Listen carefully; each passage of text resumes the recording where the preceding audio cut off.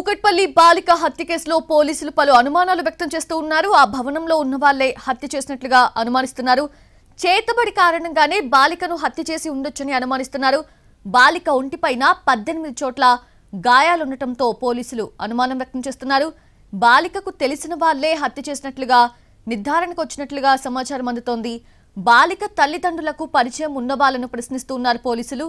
ఉదయం నుంచి మధ్యాహ్నం వరకు కొత్త వాళ్ళు ఇంట్లోకి వెళ్లినట్లు ఆనవాళ్లు లేవంటున్నారు. కుటుంబ సభ్యుల్లోని ఎవరో ఒకరు బాలికను హత్య చేసినట్లుగా అనుమానిస్తున్నారు.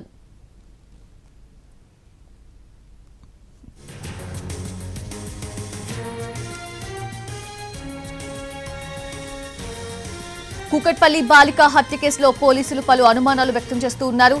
ఆ భవనంలో ఉన్న వాళ్లే హత్య చేసినట్లుగా అనుమానిస్తున్నారు. చేతబడి కారణంగానే బాలికను హత్య చేసి ఉండొచ్చని అనుమానిస్తున్నారు.